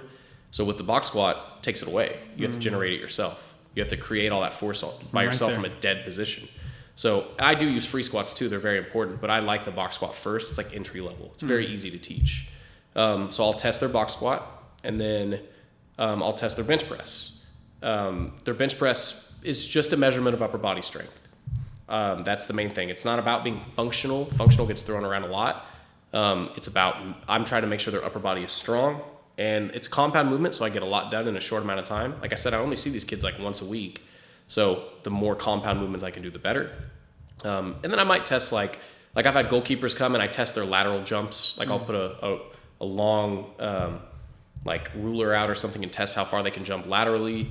I might do broad jumps. It depends on what I feel like they need and where they're strong and where they're weak. I can actually test their plyometric ability too through what's called the RSI. It's called the Reactive Strength Index. So I can see how quickly they're springing off the floor. But I'll get those numbers. I usually introduce them to an app called MyFitnessPal so I can see their calories. I'll give their parents the shake recipe. I'll instruct them to try to drink that once a day. And then every week we come back and test a different variation. Once we get 6 variations, we keep cycling through and we make sure those numbers are improving. That's how I handle it. So we're always improving. If we're not improving, something isn't getting done correctly, and you're going to find out what it is. Whether you're eating, whether you're not just doing the extra stuff, somewhere the system isn't working for some reason. Absolutely. And I have a good idea of the multitude of reasons it could be. But my favorite saying that I ever heard, I think it was from Louis Simmons at Westside Barbell, is if you're not assessing, you're guessing. And so a lot of strength training, no one's assessing. You're just going in and lifting weights. We're working. And we feel good, and that's cool. But, do we want to get better, or do we want to feel good? And that's where you go back to working harder, working smarter. You got not guessing. What is it? If you're not assessing, you're guessing. Exactly. So the more that we can assess, the better we can get. And it can be frustrating to kids because, like, if they don't PR, it usually breaks their heart. But that's kind of fun because then it's a driving force. They're like, I want to PR. What do I have to do? I guess I have to eat more. And the sooner you can realize that, if you realize it at a high school age, man, the sky's the limit. If you learn how to eat correctly at a young age and you learn how to train correctly, I wish I'd known this stuff, man. It would have changed my life. I was doing all the wrong stuff in the weight room when I played college ball and high school ball. I just went in there and got a pump and was trying to look good. And Jesus Christ, this is so mind-blowing. This is why I like having podcasts and not really asking any before questions, just because the way that we just have been able to unpack this is just precious. You're right. And I find it so mind-boggling how all of us are just trying to give our most effort 100% of the time to get better, to get stronger, to hit the gym, to get faster, to become a better basketball, soccer player. We just think that if we train twice a day, hit the gym, and just like get our way through it like Kobe Bryant did, that we're all going to get better. And what I'm learning from you is that no, it's not. You have to, there's really a science to this. You can break it down by just sleeping right, eating right, and then maybe not having to work so hard. Maybe instead of all that effort that you're putting into all this strain, could be repurposed to working smarter. Absolutely. Assessing and not guessing. There's a principle that I love. It's called minimal effective dosage. And what it means is the least amount of work we can do for the maximum result. And that's why, like, I have strength coach friends that are like, you only train your kids once a week? That is nothing. Like, that's not enough. But, like, my metrics and numbers say otherwise. They're improving. And once they're not, I may have to up it, but like, why do we need to start going 4 to 5 times a week? Like, most likely they'll either A, not stick with it, or B, burn out. So like, let's baby them into it. Let's pick something that they can handle and then show them that it works, and then they'll want to come more and go from there. A lot of these kids that come in don't think they can do what they end up being able to do. And I've had so many parents talk to me that I had like one last night that was just like, thank you for so much. You have no idea what you've done for the confidence of my daughter. And I don't say that to be like conceited or to brag, but like, I mean, that's the same confidence that I got in the weight room. Like when I learned that I was capable, because I was not a confident kid, not in the slightest. The weight room is what I used to fix that. It's what helped me a great deal with my mental health and my physical health. So it's a component that I think if the more coaches will be receptive to, will be willing to maybe sacrifice a little bit of that specialization, they'll find that their players improve greatly from it. And developing kids is the name of the game. Creating the best soccer players, man, that's awesome. It's really cool. But like, we're here for these kids. We're here to help them traverse and navigate the difficult journey of life. And more than anything, more than them becoming an MLS player or Premier League player or college level player, we are here for these kids' future, first and foremost. That's what these parents give their kids to us for. We're the tribe, and we're just trying to create better human beings for them to eventually, hopefully, pass that on to other kids, and just have a cycle of it just being good kids and whatnot. Dude, with all that, you've touched on it a little bit, but mental health and doing this physical work, what are your thoughts on all of that? Because there's so much stuff being said around like mental health. Mental health is a huge issue, but I don't feel like we're tying in the physical activity side of it and how much benefit just doing some workouts can be to the mental health side of it. Oh man, it's funny that you say this. So I work alongside, his name's Bo.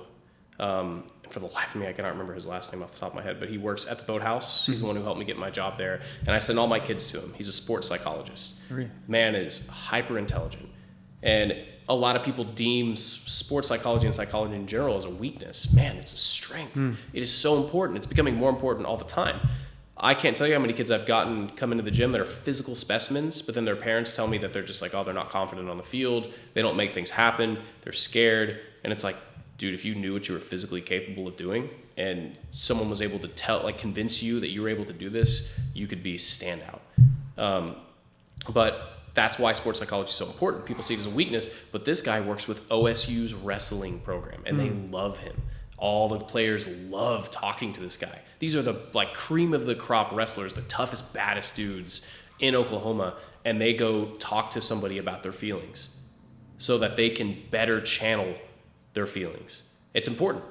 Just like your physical health is important, your mental health is important too, and it should be treated the same way. I've sent several kids to him, and I've heard all sorts of great feedback about how they perform. This guy, and I mean, if you guys find me on Instagram, I can give you his contact information. He's phenomenal. I'm gonna want it. Yeah, it's like, I'm gonna want it. I'm writing his name down right now. Can I look him up on my phone real fast? Yeah, I feel really bad about not remembering the last name, but and after all that talk about me being really good with names. But you're right though, that sports psychology is such a big. I was watching the Arsenal documentary, and they highlighted a portion where one of their star players was speaking to the sports psychologist, and it is, I guess, what is it?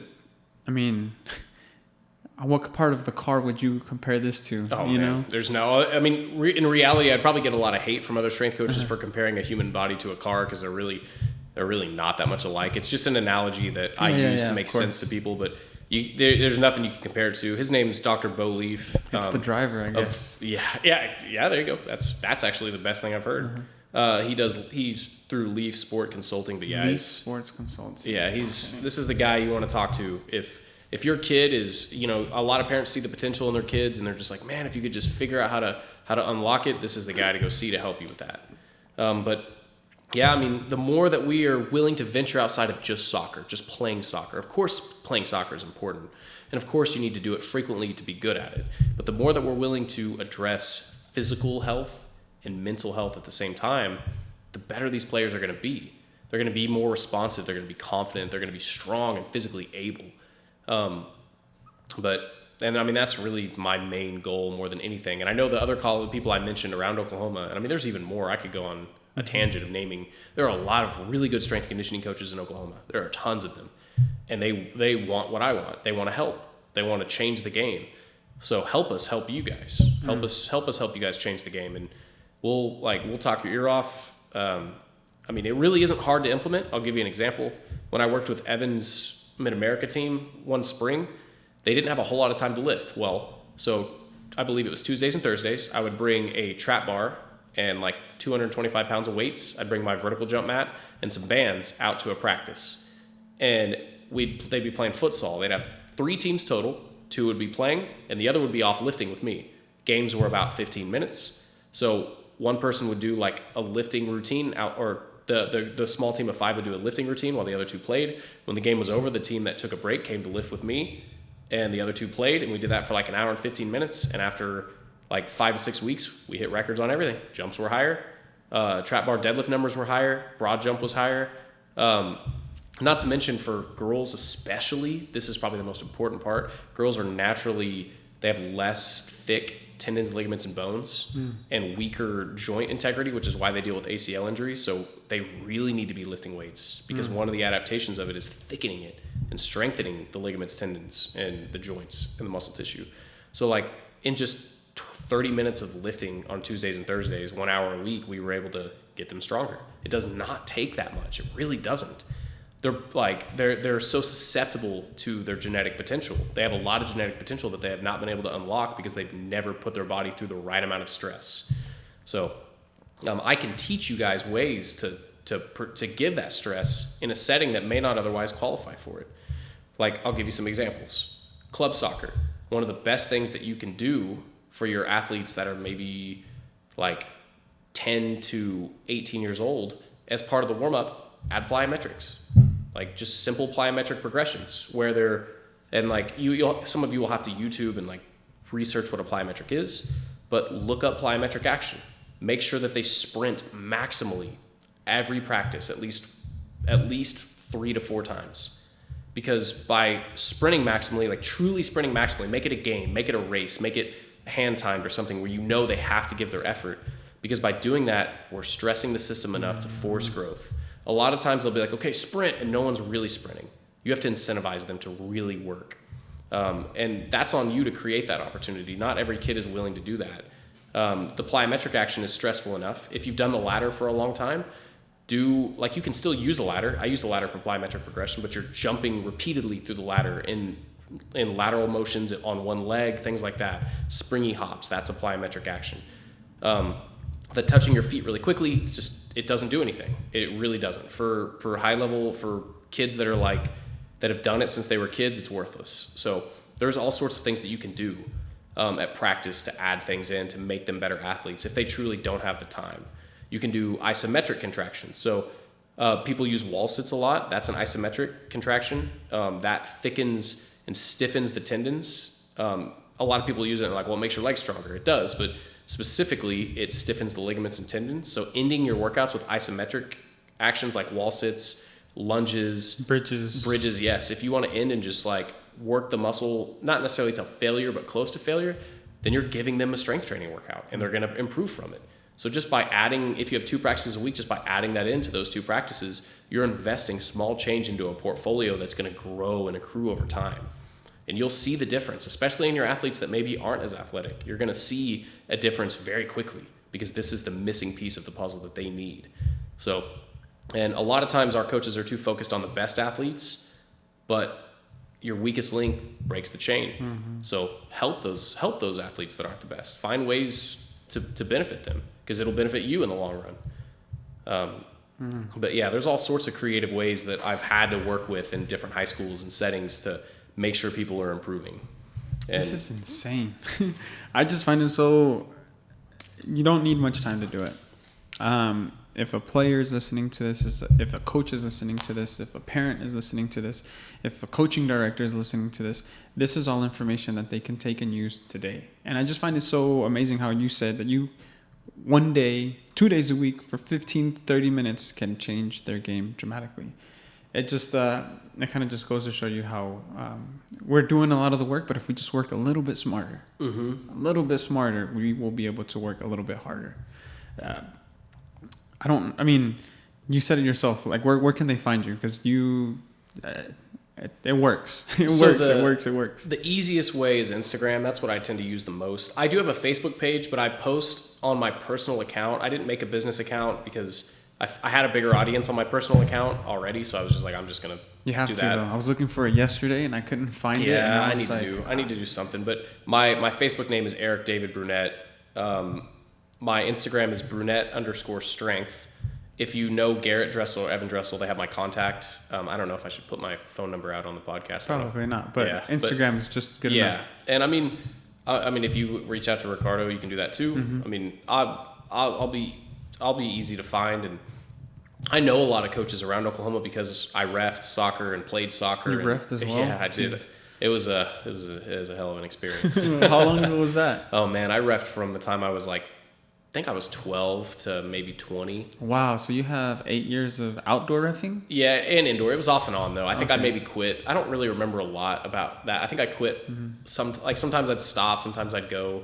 I reffed high school soccer. I reffed indoor soccer. I reffed outdoor. I hated it so much. You hated it? Oh my god, dude, I hated it so much, man. Why? I kind of enjoy. I'm not thick-skinned, or I was not thick-skinned.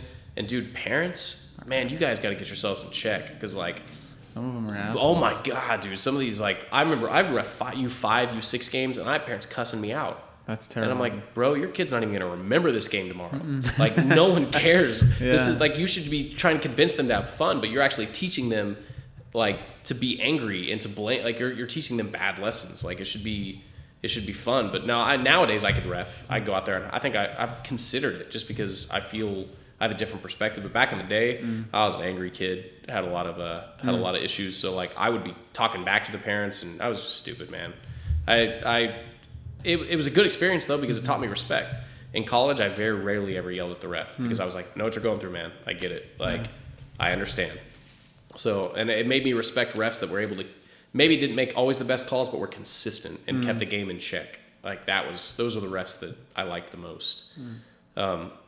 But yeah, man, I spent all sorts of time playing soccer back in the day. It sounds like it. You were just telling me before the podcast how you remembered how Cosmos went from Moore to South Lakes and how you played at Cosmos when it first moved to South Lakes. Yeah, so initially the club was in Moore and we were Milan.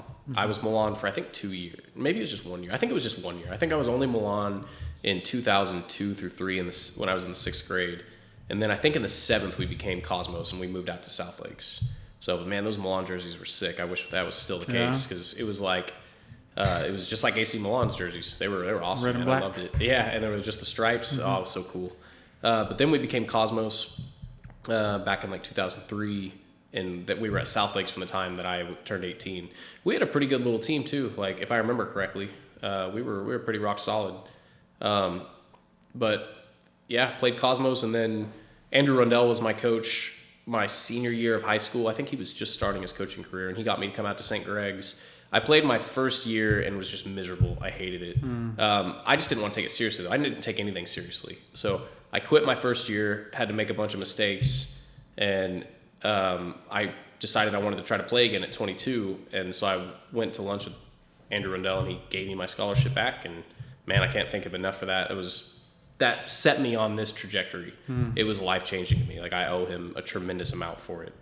And then I played at St. Greg's from 2013 to 2015 or 2012 to 2014. I can't really remember. One of those two. And we had a really good year my junior year. We played.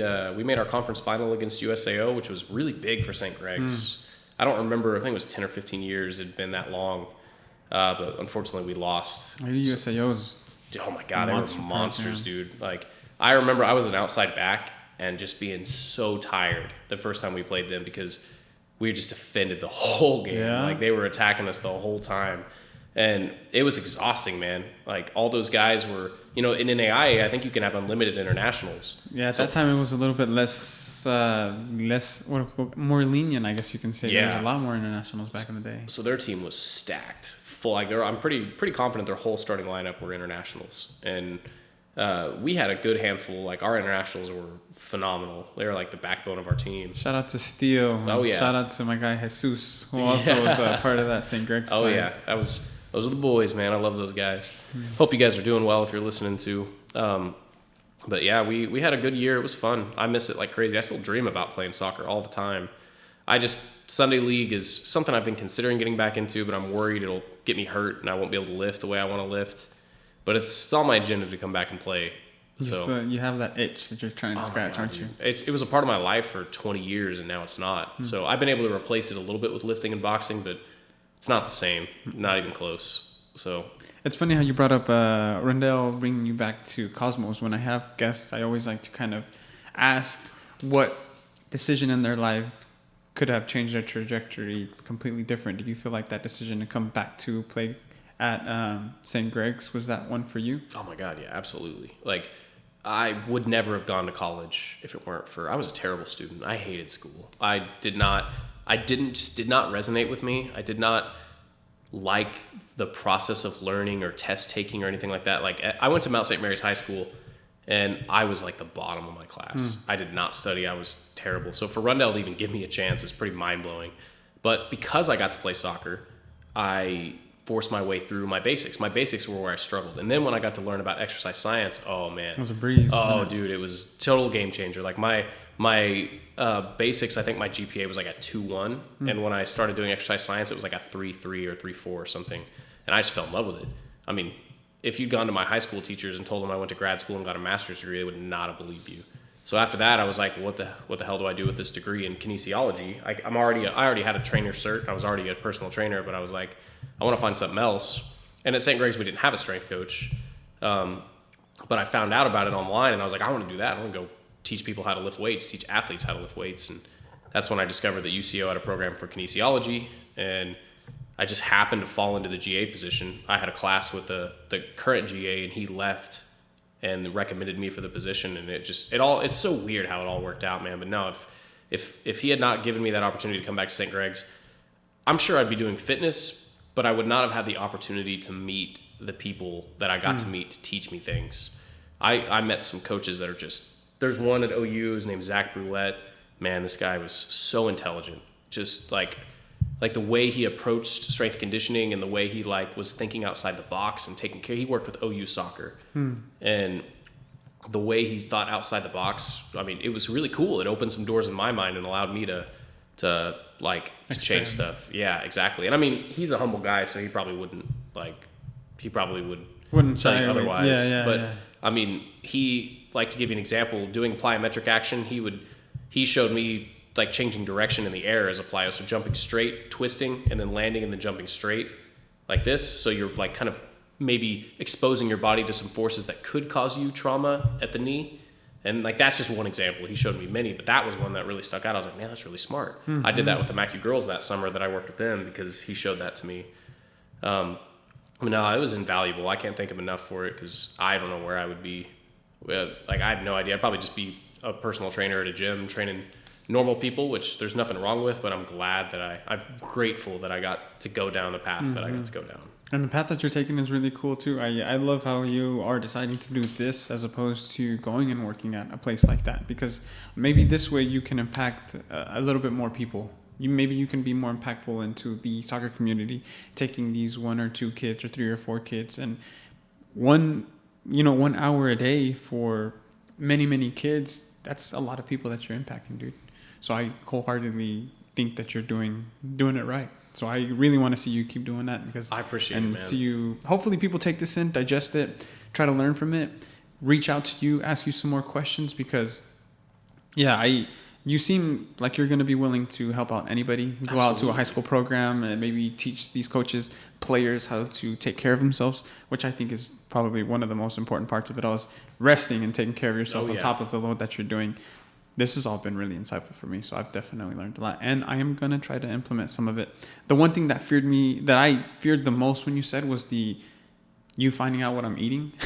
Because, dude, that's probably on top of me not doing enough exercise, is the worst part of it too. I'm also a terrible sleeper because I have a 4 and a 3-year-old that, Oh, yeah. But eating is also one of my biggest kryptonites, I guess you can say.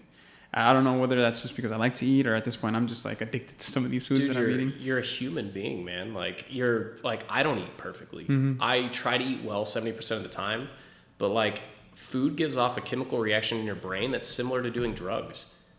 We've created... Addicting. That's why I use that word. And I mean, some people are really hard on themselves for it, but it's a process. It's a lifestyle change. You're not going to a lot of people, when they're trying to get fit and healthy, it's like they're driving a car down the highway at 100 miles an hour, and then they just crank the wheel in the opposite direction. Instead of get off the highway, stop at a rest stop, turn around, get on the highway, go on the other, you know what I mean? Break it down. Yeah. You're a human being. You're allowed to make mistakes. Those mistakes don't control you.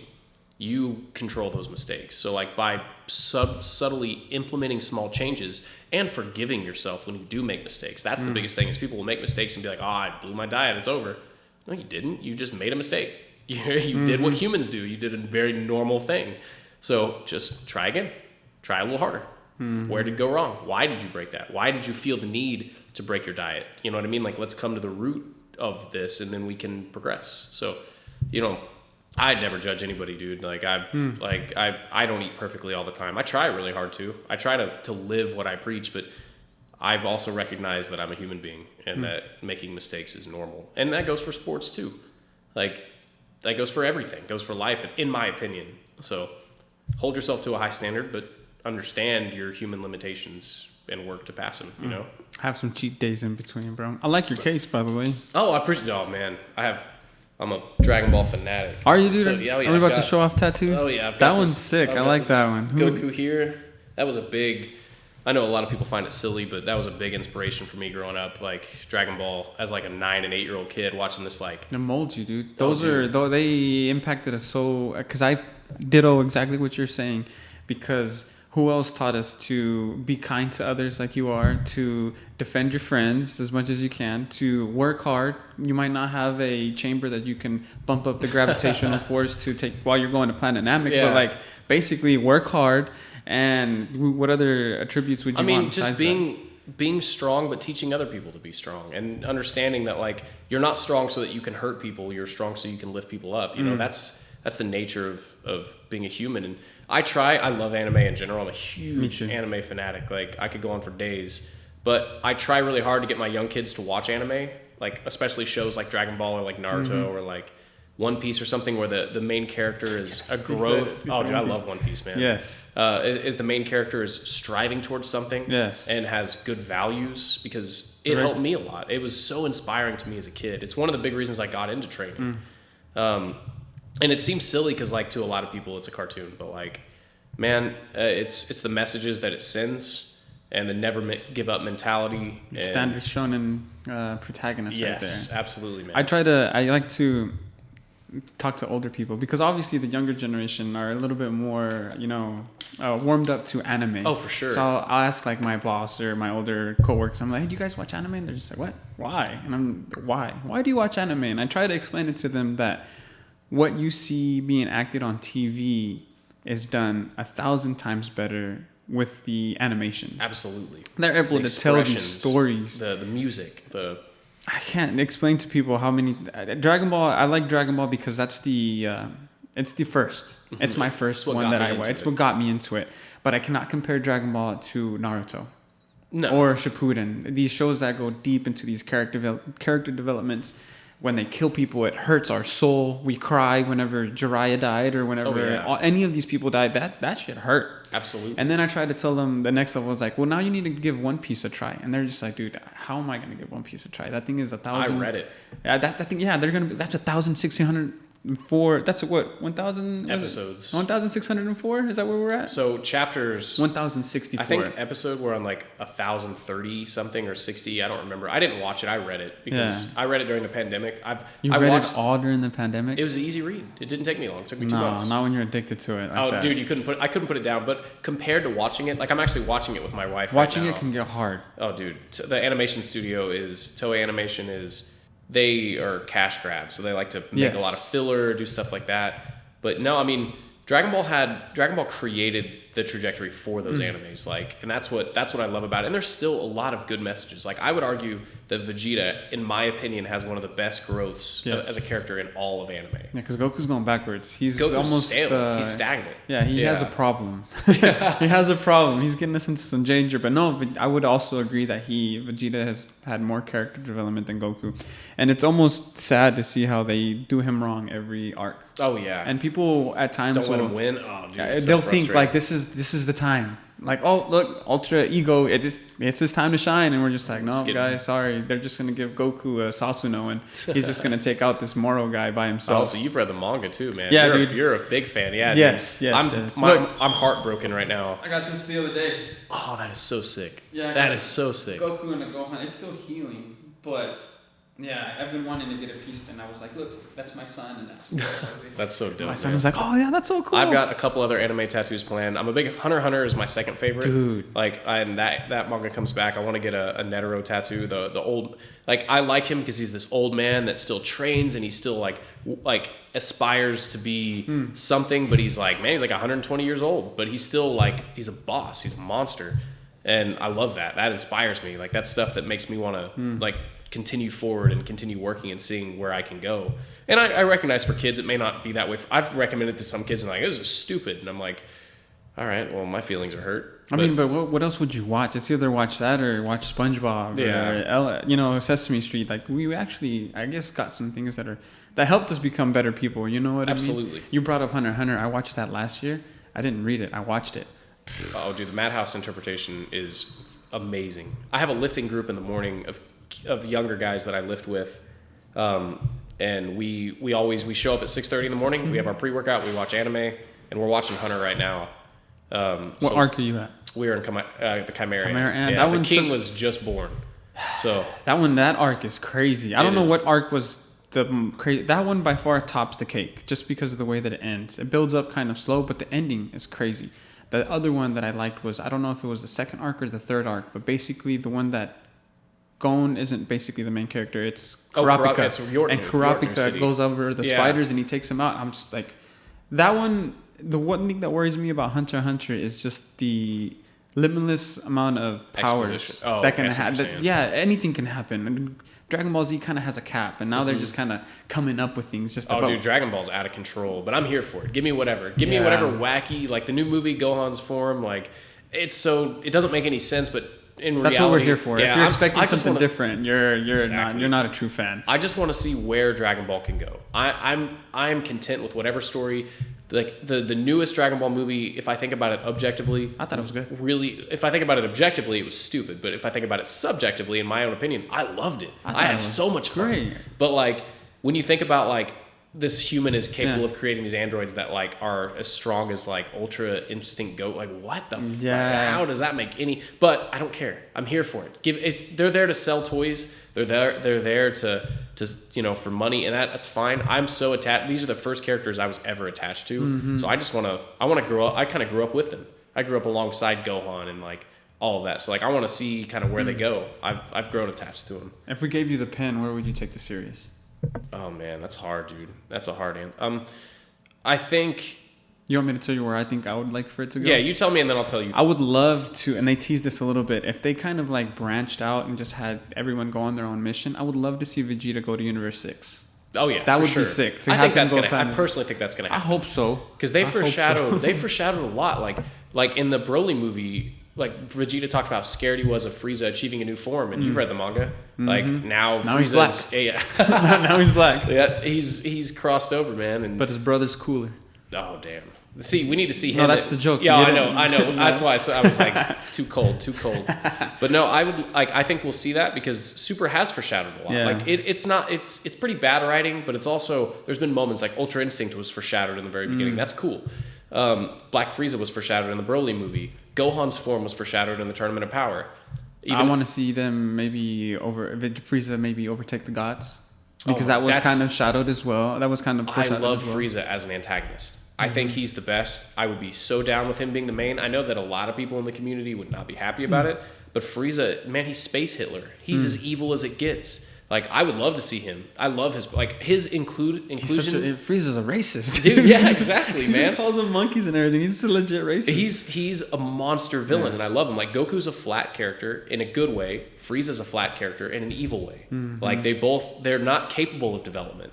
Like, they're both just stuck in there. But that's what makes them great. That's what makes them great opposing forces. Against each other. But no, Frieza being the main antagonist, I know it would make a lot of people mad in the community, but I think he'd be great personally. And just watching him come in and dust Goku and Vegeta and dust gas was so hyped. Yeah. Dude. Me and my buddy and I, like, we always keep up with it. And the second that chapter came out, we were calling each other like, this is what we've been waiting for. Touching base on the 20th of every month. Oh yeah, calling dude. Each other. Wait until the leaks come out. But I just want the series to continue. That's all I care about. And I know we have a couple of seasons coming out. I've really found myself watching a lot of seinen anime. I don't know if you're familiar with like Vinland Saga, Berserk. No, but I've heard great things about them. Oh, dude. Talk about like the stuff that we liked about Naruto, Dragon Ball, stuff like that as kids. Vinland Saga, Berserk. This is the same thing, but in an adult format. For adults, I would highly recommend those two. I don't think I'd recommend them for a youth audience. They're pretty heavy material. But or try to recommend One Piece and then they go to chapter 1 or watch episode 1. You can't compare episode 1 to episode 1000. Not even close. The series goes off on a great tangent. I love it, dude. Like all of that stuff. Like One Piece was such a pleasant surprise for me because I watched it a lot growing up, and I kind of liked it, but I hated on it a lot. I was a purist Dragon Ball fan, and I got into reading it over the pandemic, and I was like, man, I slept so hard on this series. This is like one of the best written series I've ever read. And you're watching it now, right? Yeah, I'm trying to. I want to understand the lore. I like to be able to talk about it with my friends. So like, I read it, but I don't understand a lot. You have to watch it. Hockey's confusing. There's a lot of components of the series, like the different types of devil fruits. And I mean, Oda is a genius writer. He's a genius. You want to talk about foreshadowing? Yeah, that guy writes the book. So I mean, he is a great writer, and like I want to understand the series like I do Dragon Ball. Like I'm confident in my ability to talk about Dragon Ball because I know a lot about it, but I want to have that knowledge on One Piece. And I have that on Hunter too. I've watched Hunter like 6 times. I watched it with my mom. And she cried multiple times. She loved it. Dude, when Naruto, what was that? I forget the old man's name, but Netero against the king. Oh, that's such a hype fight, dude. I don't think there's a fight that's done that to me in such a long. Maybe the Naruto Sasuke in the first main fight in Boruto did that for me. But that fight was just... It was grand. And then the way the king went out, too, was so... It just made me feel good. It was kind of heartbreaking, but I liked that... What I liked about Hunter was that they flipped the shonen formula on its head. They teased this, like... In a normal shonen, it would have been, like, Gon versus the king. Yeah. But instead, the king found humanity. And, like, that was beautiful. It was truly, like, very sentimental. And I know I have friends that hated that. They were like, oh, that's so stupid. That's so lame. And, like, I love fighting. That's why I watch anime. But, like... Hunter was one of the first anime that made me, like, kind of how Naruto did for you, because I watched all of Naruto after Hunter. But Hunter made me think outside the box. It's not just about the fights. It's about the storytelling, the, like, emotional impact, and, like, the way that they make these characters human. Dang, and then you watched Naruto, which was kind of like a mixture of both. Yes. Right? Yeah, Naruto was good, man. It was a hard watch, though, because there's so many episodes, and there's a lot of filler, a lot of flashbacks. But man, I had some moments in that series that were very impactful. Like Itachi, I still believe is one of the best characters in all of anime. I was having this theory with somebody else who I believe I told him I think Itachi intentionally kind of just gave it to Sasuke in that fight. Oh yeah, like he could have won. He could have won, but he kind of just kind of gave his little brother the W. He said, you know what, you're strong enough, you can do it. I'll let you take me out because. Those first 5 minutes where he comes in, stabs him from behind, and then nope, you're in the trance the whole time, dude. You're just standing. I was just like, what? Dude, that was so hype. Oh my god, I love that. And then Obito's backstory. Yes, that was gut wrenching, dude. Like that was truly like that's one of my favorite episodes. The final fight with Naruto versus Sasuke is, in my opinion, top 5 anime fights of all time. I love that fight. The Naruto or Shippuden? The final one there. I love that fight so much. That one was good. It was built up really well. The choreography was really beautiful. I loved it, man. What do you think about this theory? I had heard that Shippuden was supposed to end after the Pain arc. And I see how they could have, they had more things to kind of build up, but I had originally heard that Pain's arc was the ending of it, and the Great Ninja War was just kind of like the added extra, and then of course the ending fight. But when I was looking at it, kind of digesting it all, I could kind of see why Pain's arc would be the last one, when the ending of it really, and I loved it, was kind of fan service. You know what I'm saying? Oh yeah. It gave us all that we wanted that we had missed out from the first 3/4 of it, and then but it still did it good. It's tough for me to say because like I'm not as educated on Naruto as I am like Dragon Ball, for example. Dragon Ball was supposed to end in the first arc with the Pilaf saga, and then it was supposed to end after Frieza, and they just kept like that's how they're doing the demand. It now, huh? Yeah, so like that's why it keeps going. No foreshadowing. So yeah, exactly. It's just building, but it is what it is. Like we talked about, like you're a true fan because we love the show. But I don't know. I mean, there's some mixed feelings about the war arc. I would have never got to see Madara just destroy that army. That is one of my favorite like little sequences. I think. Or Guy go against Madara too. 7. Yeah, that was so awesome, dude. And I will say too, Boruto gets a lot of hate. I love it. I read it. I can't watch it. I watch because you're not watching it. The canon material, I watch it. Yeah. And I read it. And I actually think it's good writing. Like, I genuinely believe that it's as good as it can be. I feel like, whereas Dragon Ball doesn't try in a lot of regards, Boruto is actually trying to create a cohesive story.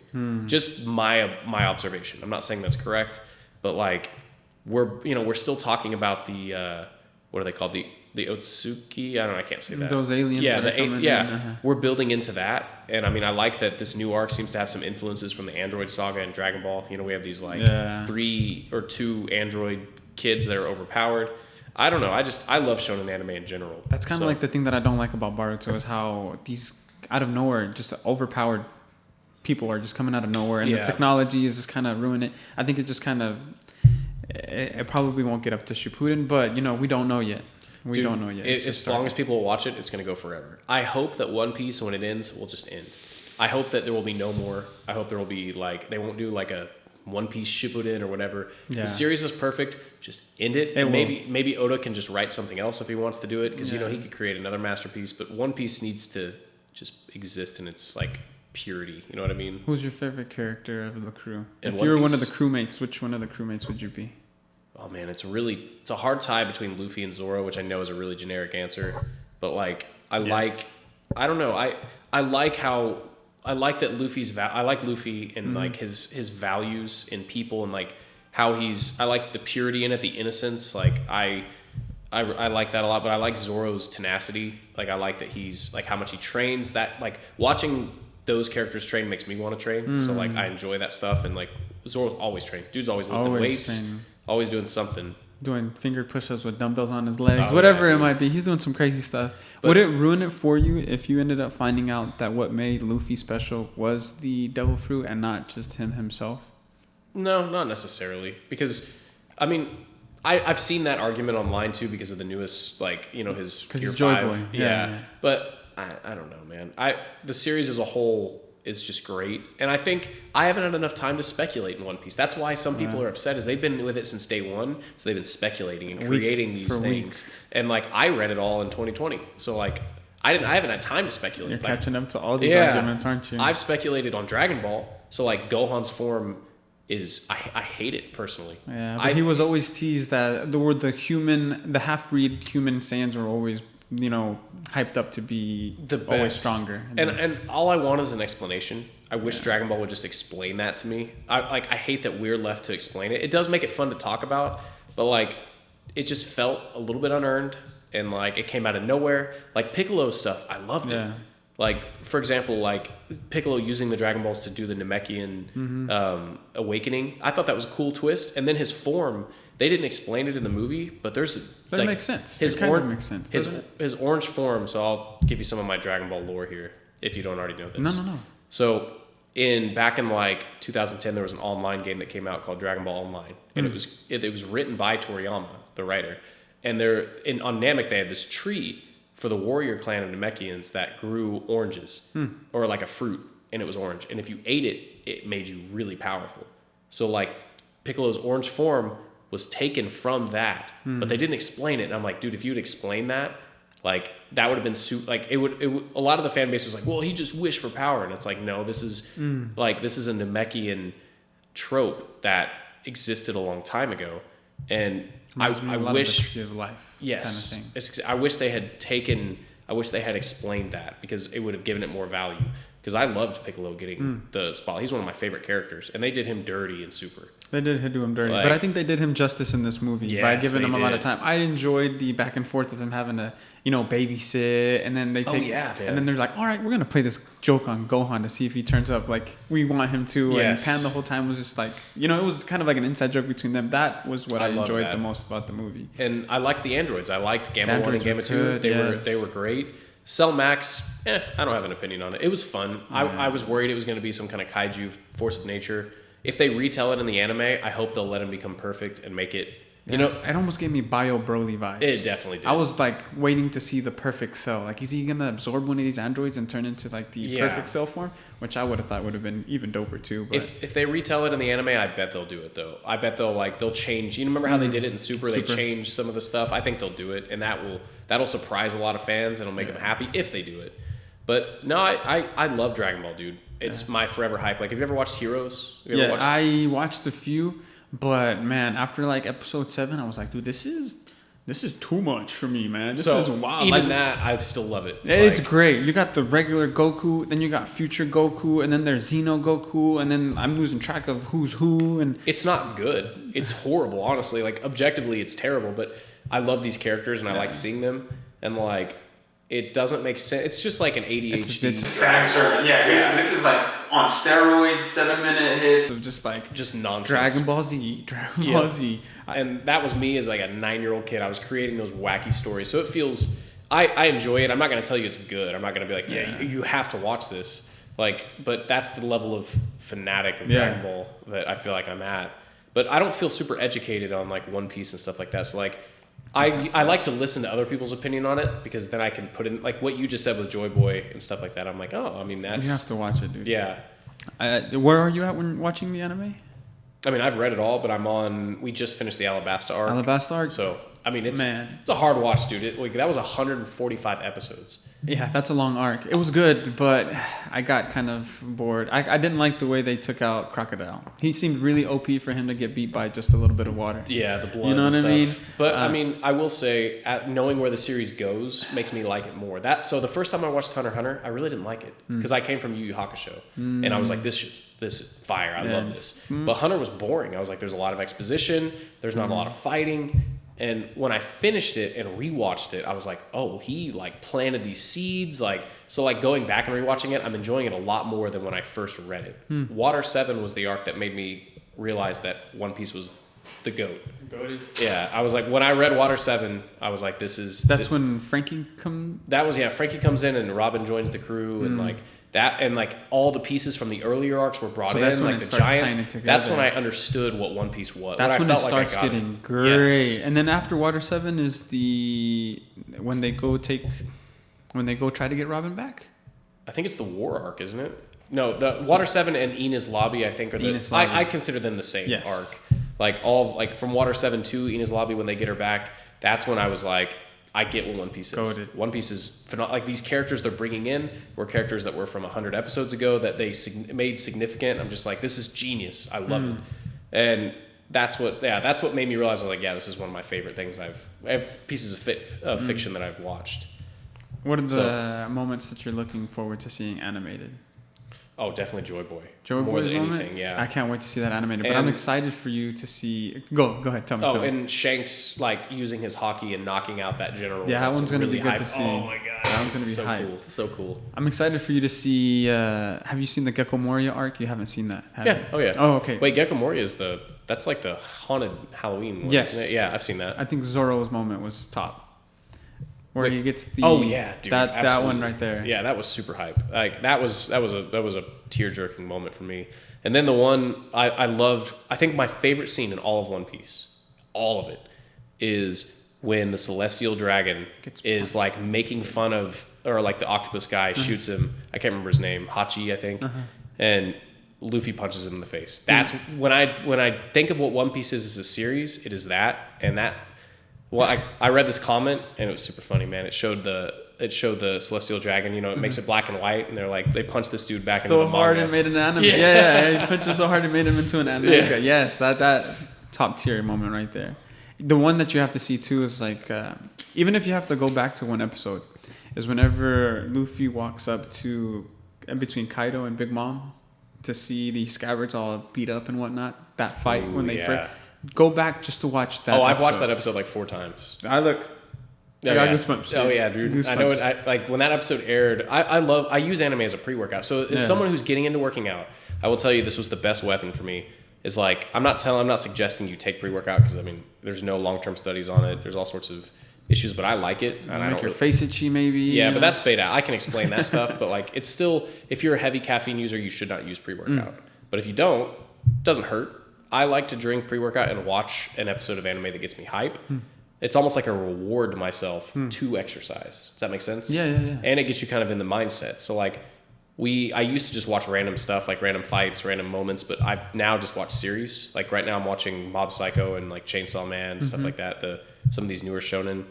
But like that's a weapon, man. It was for me anyway for training. Because even though I lift 6 days a week and this is my job, I'm not motivated all the time. I don't want to lift I'm dead. I woke up this morning at like 6:50 and I was like, I have to go lift with like 5 other people in program form. And I was like, I just want to sleep in. I'm dead. My body hurts. But like knowing that I'm like, I get to just go drink some C4, like a can of C4 and watch pop a Mob Psycho in. Yeah, exactly. Like it helps. So like as someone who's getting into working out, highly recommend giving that a shot. Because like a pre-workout takes 30 minutes to hit, and anime is 20 minutes long. So it's like, yeah, dude, you're golden. And I mean, 10 gyms right down there. I assume that's probably where you go, right? No, I was actually looking for a gym today. I live on 59th and Penn, so I think the closest one I have is the Anytime Fitness on 59th and May. But I mean, I have to figure out when I can go. Probably in the morning. I used to do my running in the morning, but it's getting too cold for that. Gotcha. But that's just an excuse. And I do virtual programming too. So if you ever want help with that stuff, like I have like 9 people that I program for. I write their programs. They come see me once a month. I test their numbers, and then I write them a program.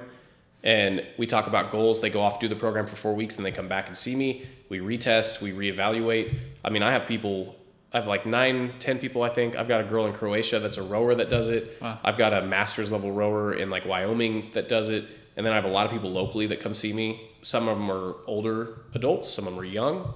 I mean, so if that's ever something that you're interested in, like I'd love to help you out. Let's do it. I would love to see the process on how you go about all of it, and I think it'd be great if I documented it too. Of course, dude. That'd be awesome. That'd be amazing, man. I'd be so down. And then, I mean, dude, we need to hang out and watch some anime. Dude, I'm down. I'm down. I remember when the Tournament of Power was going down. I would get together with my friend and be like, "Hey, dude, it's going down this weekend." When the Tournament of Power with Dragon Ball Z was going, that was top tier. I can't wait till it comes back. When it inevitably comes back. One of my favorite videos online that I saw of it was in Mexico. They were watching the final fight, and there's just like a whole crowd, tons of people watching this fight and screaming. And I'm just like, I love how anime can do that. Yes. When we talked about when we were kids, I'd been made fun of for watching anime. Isn't that I had terrible? to do it in secret. I didn't tell people I watched anime or played video games, but obviously everybody was doing it. Otherwise, it wouldn't be this popular now. Now it's the cool thing. And now, I'll have kids show up that are like football players that are wearing an Itachi shirt. And I'm like, bro, you weren't there when it was hard. You weren't there when we were You don't understand. No, we were out there by ourselves. No one in class talked about it. No one understood why we would stay up till 11 a.m. because Tsunami would play, what was it that you just mentioned? Your favorite one, I forgot. I'm blanking. It's Yu Yu Hakusho. Yu Yu Hakusho would come on in 11 as well as Inuyasha, as well as Death Note. Like we were sitting on the swing like Naruto. Like nobody sad because no one understood, man. But yeah, I like how culturally relevant it is. Yeah. I had a kid start with me a couple weeks ago with a water bottle came in littered with One Piece stickers. Really? Oh yeah, and I was like, oh dude, such a nice break. Yeah, I was like, we're gonna hit it off, and like he didn't like to lift, and I was like, well, listen, man, just like you're these characters in One Piece. He loves Zoro. I'm like, that dude's always lifting weights. Now this kid loves to lift. He was like, whoa. Now he wants to show up all the time, and like he's interested in training. It's like it can be motivating. There's nothing wrong with finding motivation outside of your everyday life. Like not even the best aren't always motivated. Mm-hmm. So, and for me, like real people are motivating. Don't get me wrong, but these fictional characters that do like absurd things, I'm like, I want to do that. That's crazy. Like that's the stuff that like hypes me up the most. Put a picture of Saitama up in your gym and see how many people jump through the roof. Let's go, man. Oh, I'm gonna have a whole like wall of manga panels up on. I have a new shop being built in Blanchard, and when it's done, man, I'm just gonna be a big nerd. Like I'd like to do some streaming in it. Like I'd like to stream some workouts. There's stuff I'd like to do, and maybe I'll get around to it. Maybe I won't. I stay pretty busy, but that's where we're heading. I think you should. Yeah, I'd like to, man. It's hard, dude, because I also want to have a real life. That's the hard part. I'm sure you know. You're trying to. You love doing this, and you're making this happen. But like, I want to have time to spend with my kids when they come around. My wife, and I have a lot of dreams and a lot of goals, but sometimes it's hard to get around all of them. But what works out, you know? What works out, man. You almost have to make it a part of your life, because if you wait until you're ready for it, it'll never happen. Exactly.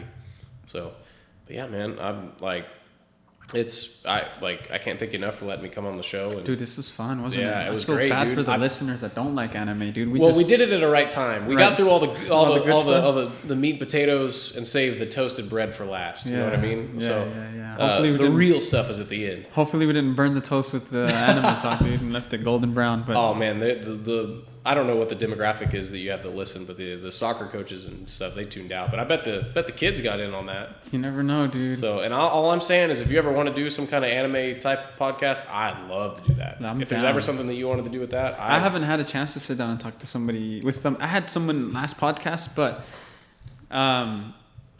yeah. You obviously know your stuff. Yeah, I'm a little bit here and there. There's stuff that I could learn, but like your knowledge on Naruto and stuff, like I'd like to know more about it so I can talk about it. But Dragon Ball and like Hunter are really the only anime I feel educated on enough to really talk about at like a high level. So, but I mean, I listen to other people that do it, and every now and then they'll mess stuff up with Dragon Ball. I'm like, wait, that's not right. What you said's wrong. Yeah. That's how I know I'm a big nerd. Yeah, Like, my big one is probably Dragon Ball. That's the one I feel I know the most about. Yes, for Naruto sure. was number 2. One Piece is number 3. And then the smaller ones that tier under there, like One Piece. One Punch Man. Ooh, yeah. Attack on Titan's pretty good, but I got lost around season 3, picked it up at 4, and now it's just like mind blowing. Yeah. Demon Slayer's pretty good, but I haven't watched 2 and beyond. The movie was great, but yeah, it's just The end of this current season, you should watch it. Super Yeah? hype.